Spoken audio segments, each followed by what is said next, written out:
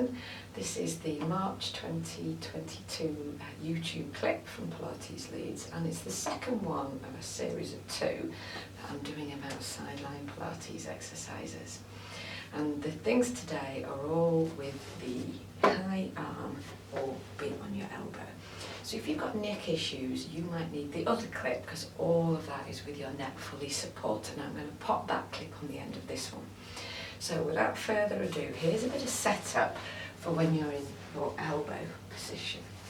Okay, because the setup's really crucial. If you get that, you've basically cracked it. So your elbow's underneath your shoulder, and press down a little bit into that elbow, because here's the thing, right? This is what we want to get away from, that tendency to let the body sink down under the weight of gravity. But we want to do the opposite of that. So the elbow is down, it fires up the back of the arm and the shoulder, and it gives you lift. Okay, so then you've got work there, you've got work here, and this is the value of side lying. You're working the muscles, sort of the sideways muscles rather than the front to back muscles. The next tricky, you've got to retract your head and sort of make your best guess about it being in the right place. It can so easily do that or that. So head back, head in line. It's great if you've got a mirror actually. All right then, so that's your setup. One last thing, soften the breastbone back so that you've got alignment this way, but you've got alignment this way. So, side plank. Have the upper arm active as well. It's not holding on to anything, but do you know what? It still feels as if it's giving you an assist. Press down with your knees and your elbows, pelvis comes up, head will pivot down, reach with the top arm and breathe.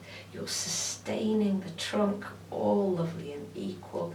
Don't worry about 30 seconds or any of that malarkey. You might just do 2 breaths, 3 breaths, or 4. Okay, the important thing is your alignment and your quality. So that's the elbow. So more adventurous still is the exercises that you do with a straight arm. So here is, I tend to call it side bridge, but high side plank is another name that you might hear it by. So again, you're stacked and you've got your straight arm.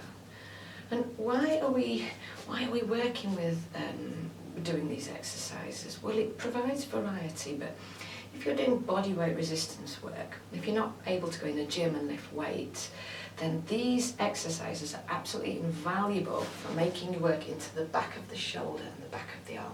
Really, really important ways to work the back of the shoulder, and that's a really important part of the body.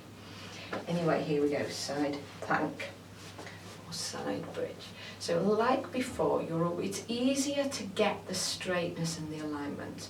There's not the tendency to curve like there was here. So again, you're going to press down through the whole wrist now and press down through the knees, and there we go. There's the basic setup. But there's an added element to this that you need to bear in mind, and this is that you're keeping your hips open, because this is why it's a bit side bridgey. You need this thing called full hip extension, so your buttock muscles are working at the back to hold you up, and you need that because you need those to help you. Maybe you've got the arm reaching up, you've got your side waist muscles, and you've got your shoulder, because all of that muscle acting is going to reduce the chance of you being a bit sinky downy, and that's when it starts to hurt the wrist. And it's hard enough on the wrist even when you do it well. So this is your basic model with your hips open. A little bit of an added bonus, straight leg, reaching, and then you can work with your limbs, but that's optional extras. You can hold the position, or you could go down, up. Okay, the next thing is your high side bend. So same start position, don't know why I'm moving back really. And again, there's this pressing the floor away with your hand. Quick extra tip, spread the fingers, press with the fingertips and the palm to spread the weight away from the wrist. Down through the wrists and the knees and up and you're curving. You're thinking of the top ribs and the bottom ribs as the sort of top and bottom of a rainbow. There's a sense of maybe these top fingers could curve over and meet the bottom fingers.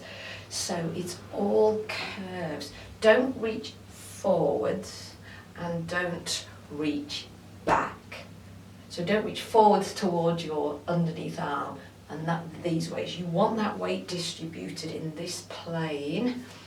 And you're curving, curving, curving. And I find I need to close my eyes because otherwise the world turns upside down and my body doesn't like it.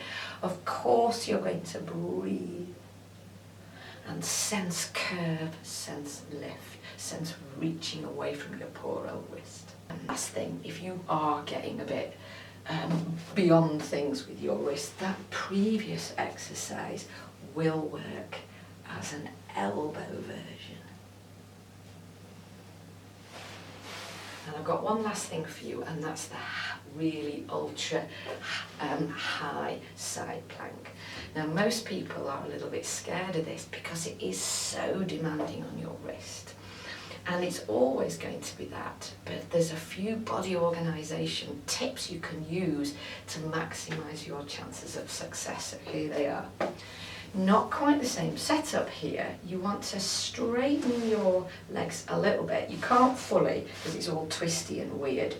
So partially, and that top foot becomes the front foot. Okay, and everything will straighten itself out in a minute. So you're going to reach with in a specific order. So first of all, the hand, then the foot to reach you up. So the hand and then the foot, and then a sense of lifting through your pelvis. So that's giving you support, and then the top arm. Use your feet, press into the feet. Don't let anything sink, that's when it's going to kill your wrist. And my feet there, that's a little bit, I looked down, didn't I? You look at my feet. That split stance gives you more better distribution than stacked. Stacked is fine, but split is easier. And then come down by bending your knees because you come down from there rather than there. So it's a tricky one, but there's ways to kind of optimise your performance. And again, I was up there ages, wasn't I? But just a quick up, down. It's never going to be a walk in the park for your wrist. I think part of the success is almost ignoring the discomfort, but you will lessen it and you will beef up the bones and the muscles and the work that your wrist and hand can do over time. Well, that's it for another month. Thank you for listening, and cheerio. Hi there. I do hope you found this clip useful. We've got plenty more on the site, and for now I've suggested another one for you to watch. If you want to know more about what we do in Leeds, then do visit the website at pilates-leeds.com, and right now you can subscribe to the YouTube channel. We can do this all again next month. Cheerio!